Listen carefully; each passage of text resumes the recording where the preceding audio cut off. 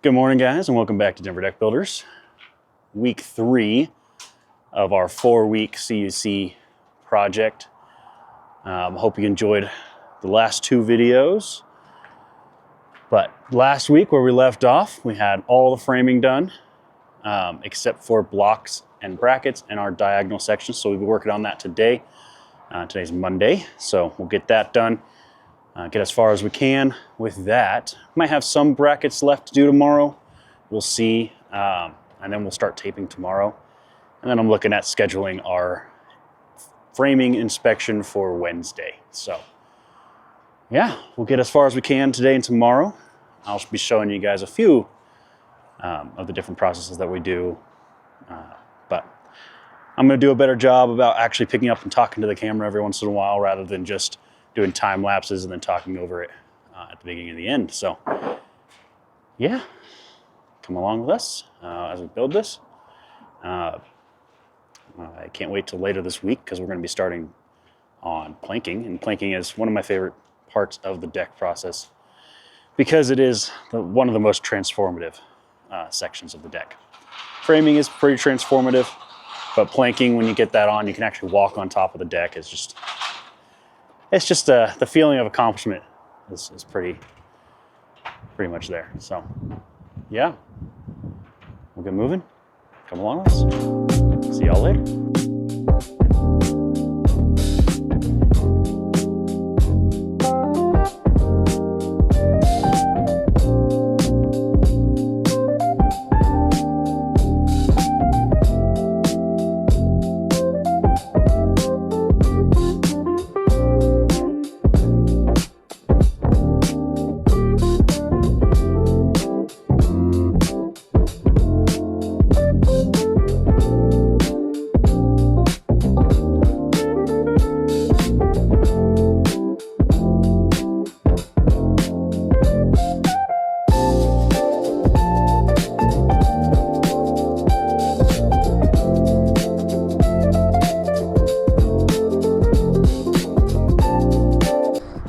Alrighty, so please ignore the contraption on my head. That's what's been giving you guys the shot that you just watched.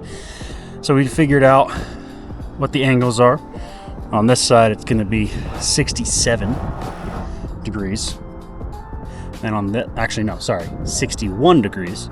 And on that side, it's 27 degrees.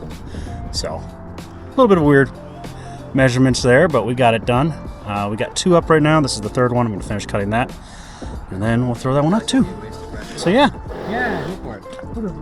What do y'all think, huh? About what? I don't know.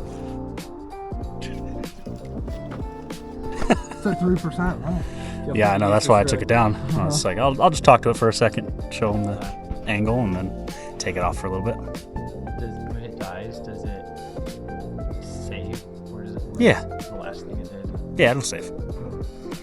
Yeah, we'll get the rest of these guys thrown up, and then we'll do the other section and go from there.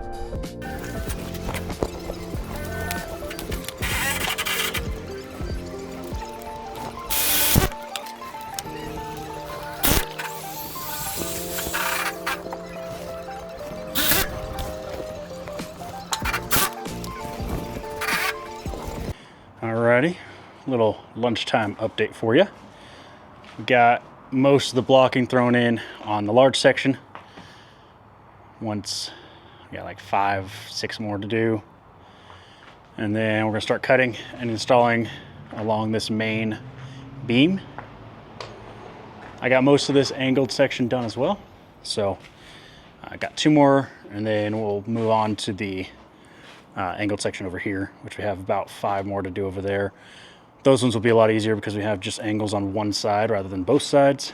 So that'll be easier to just cut and throw in. Yeah. We found out that the angle of that ledger is 67 degrees. So a little bit of a weird angle there. Or sorry.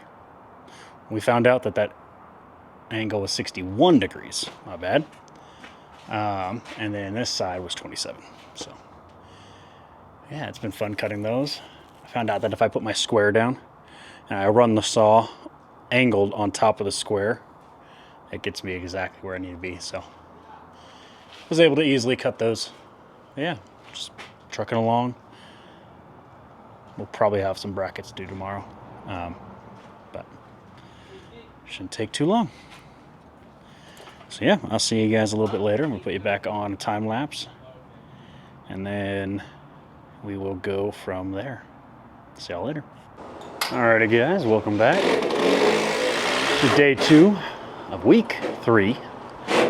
Today we are finishing up blocking and brackets. So I wanted to show you some of the brackets that we've been using on this project. I got Isaiah up there. He's installing hurricane ties. So these are gonna look something like this guy right here. So this is a hurricane tie. It basically keeps the framing from lifting off of the beam when heavy winds come through, like a hurricane. So that's why we call them hurricane ties. We're gonna put one every joist on both sides of this beam, and then at that beam over there, we'll put another row of them on every joist. We also have some hangers right there. These are going to be 2x10 and 2x12 hangers from Simpson. So we install those with 4 screws, one every corner. You can kind of see that. And then we'll go back and we'll put 2 nails in there as well on each flange, on each side. And then we do have an angled section on the other flange against the joist that will actually put these 2.5-inch Tico screws into. Tico screws are 100%. Focus. There we go. These are designed to replace nails in most applications, which this falls into that category. So we're going to install these on every angled section, and what that basically does is it goes through that joist into the ledger as well. So it's actually connecting both the hanger to the joist and then to the ledger as well. And then we'll go back, and what I'm going to be working on here in a little bit is we're going to install some lateral tension ties. And I will show you guys a close-up of me actually doing that, because those are a little bit of a weird way to install them. You have to go into either a bottom or top plate of a wall or a stud. So these, in this case, will be going into a stud on the wall because we are about 9 to 10 inches off of the bottom of the floor inside. So we're going to be going into some studs. You have to install those within 2 feet of the edge of the deck, and then about every 6 feet throughout the deck. So we'll do that along this wall right here and along the side wall, side angled wall over there. The other brackets we have here, I installed some of these earlier. These are going to be adjustable. Oh, not bad. There's going to be some adjustable corner brackets.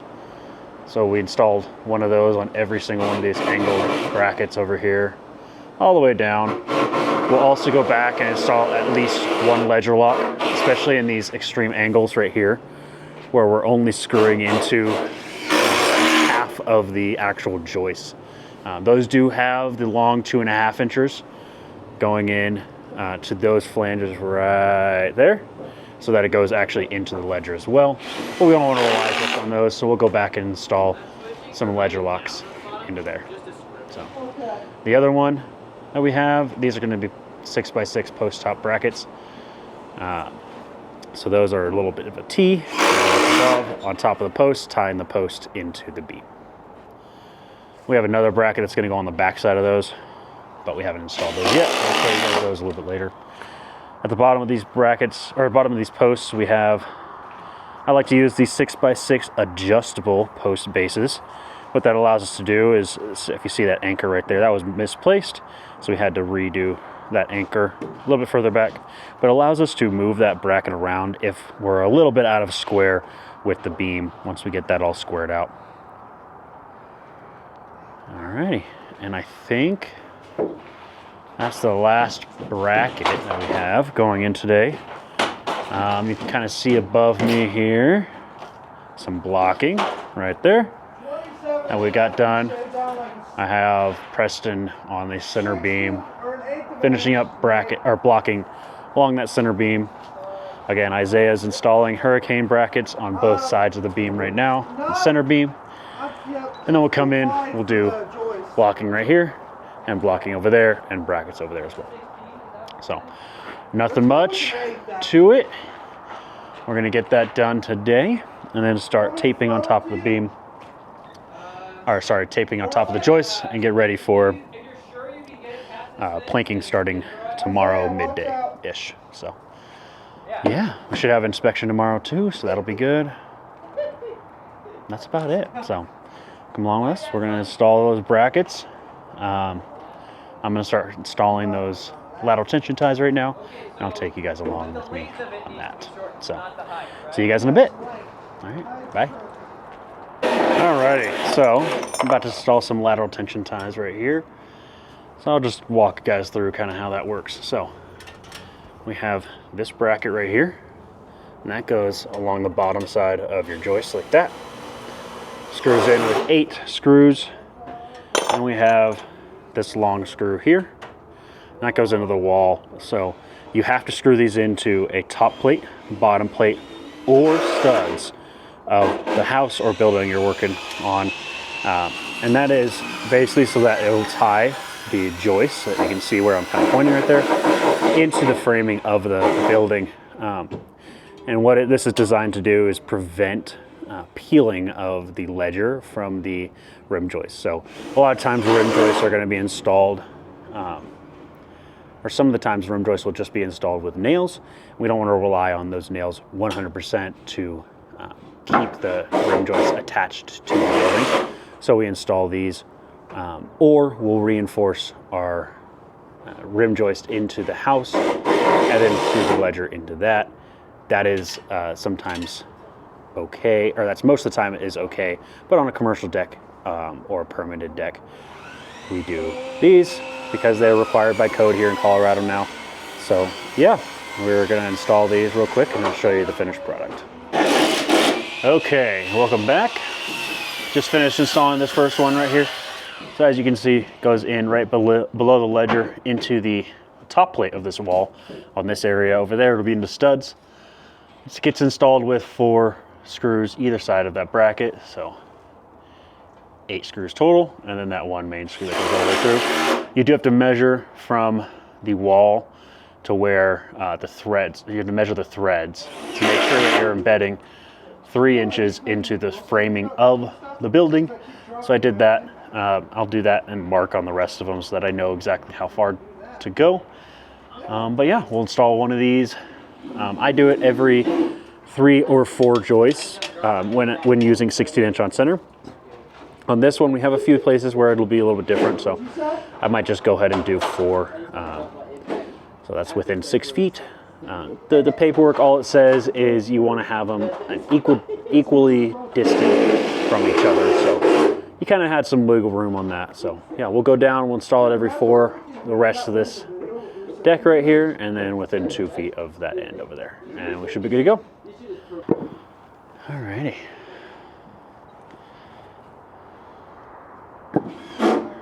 It's a lot of fun. One thing I don't think I have covered yet is right over here. This little section right here, we actually had to angle the plank or the framing about an inch over, I think it's 6 feet, 5 feet, something like that. And the reason being is we needed to match up with this ramp. So the existing deck, we found out, was actually angled as well from that corner to where it ended over here. But when we leveled off our joist, because we always level off of the doorways, so that door over there was our level point, so we wanted to make sure that our planking tucks right underneath the flange of that door. So we leveled it off over there, and then we leveled it off all the way down here. And we discovered that it was too high, and the planking or the framing would have actually come in almost exactly at the top of this, which would have been okay. We could have put a little ramp, metal ramp or something there. But I decided just to go ahead and angle the actual framing so that our planking comes in and it'll bear right tight against this guy. So we're about an inch down from the top of this. Across most of it, this side's a little bit taller, but we are going to, again, add that ramp. We just don't have to add as much of a metal ramp as we would have had to with the other solution. So since we could do it, we just went ahead and did it. Doesn't affect anything really. Railing will look all the same. You won't really be able to tell once all the planking's on and all that, unless you're taking a good look at the end over here, and even then you're not going to really be able to tell all that much. As I've covered before, we actually use PWT on this deck, so everything is treated LVL PWTs. With that, a little detail that I like to do is I like to make sure that all the writing is actually going to be upright. So these do not have crowns, or they don't usually have crowns. We do still check just to make sure. But if they don't have a crown, or if either side is super close where we're not going to have any issues, we go ahead and make sure that all the writing is facing up. It's just an extra little detail that makes the underside look a little bit better. And we did that on the beams and on all the joists and most of the blocking. Some of that might have gotten messed up, but it's kind of cool when you get to see the ends of these joists come in here. And like over here we have, I think it's like the first 10 joists or something, maybe even all of them have the writing on them in the exact same place. So it's kind of a cool little detail that we do. Alrighty. And for all you that are watching that have never seen our content before, it's relatively new, so it's probably a lot of you. Feel free to ask questions throughout the entire process of us building these decks. We're here to help you learn why we do things the way we do things, and also to learn from you guys. If you have a better way to do something, go ahead and leave it in the comments, and maybe it's something we haven't thought of before. So let us know. We love having input into what we do, and we might have a good reason why we do it our way, and we might have a not so good reason, and it's your way is better. So we don't know. We're all here to learn together. So let us know if you have any tips, tricks, or questions, and I'll be looking at comments and responding to those either in video or on the comment section. So yeah, let me know. See y'all later. Alright, so I'm going to start tabletop here, so I'll show you guys how I do that. Tabletop is basically where we put our picture frame. Picture frame is going to be our double plank border that goes all the way around the deck. And there's a few spots they're called breaker boards. Those breaker boards are tabletops, they're just a little bit wider. So our typical tabletop is going to be 2x10, so 9¼ inches. So we set our joists at 9¼ inches while we're framing, and then we come back and we put that tabletop in, and we screw it in flat between the joists in between. And then for breaker boards, same thing, except it's going to be 2x12, just because you have two end planks that have to bear on the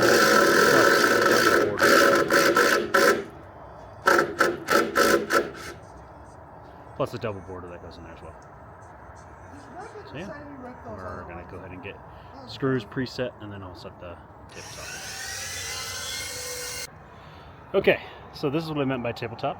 It's a flat laid piece that goes in between two joists and allows us to put a double picture frame border on top. This one obviously ends up being close to the full 12 inches. So our actual end of our planks are going to be like somewhere right around here. So, which is totally fine. That's just a different way to do it. But yeah, so what I'm doing is I'm throwing in a screw on this side, screwing it in, and then on this side I can do it two ways. I can either try to sink a screw all the way through, so it's kind of like that or that, or I can do a toe screw from this side in like that, or a toe screw in from this side. I prefer trying to sink them if I can, or if I have longer screws, I can get 4-inch screws or 5-inch screws and go all the way in, which I do have some of those, so I might go grab some of those, but for now, this works. But yeah, we're just gonna go down and do this, and I'll show you guys how I get this flush. So as you can kind of probably see, this is a little bit low right now. So a little trick, take a screw, and you want to screw it in the side that you want to pull. So sink it all the way like that. And bring this in, pry it up, get it flush.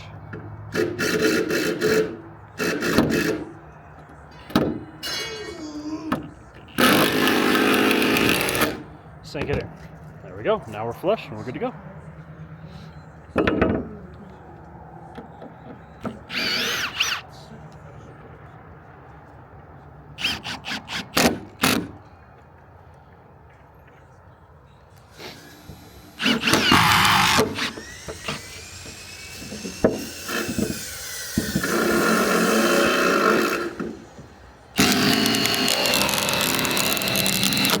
There we go.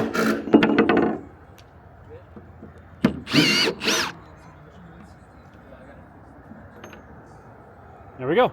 So we'll do that every 16 inches all the way down, and then I'll go back and I'll sink some ledger locks in on this side, and then some 3 or 4 inch GRK RSS screws on this side. So I'll go down and do that, and then I'll come back and tell you guys more.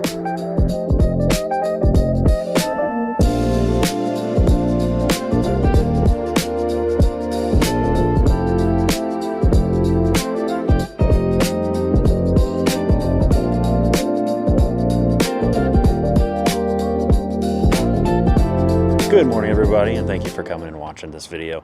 I'm going to split this one up into actually 2 parts. So the first part is going to be all the finish framing. We talked about brackets, we talked about blocking, why we do the blocking the way we do it, and why we do the brackets the way we do it. And then that's also going to include some taping. I didn't get a lot of footage of that, but we do have some there. But yeah, at the end of this video, you saw that we completed the frame. Frame is completely done except for that rim joist. The rim joist we usually do at the end after we've actually planked, because that allows us to end on a full board and begin on a full board, which just looks a lot better than having a rip or anything at the house. So we're going to do that towards the end of planking. But yeah, this first video is going to be covering all the finished frame portion, and yeah, we talked about brackets and all that. So thank you guys for coming along, and we'll see you guys in part 2, where we're going to start planking. Where planking is, again, one of my favorite parts, because it really does transform the look of the deck. So see you guys in part 2, and thanks for coming.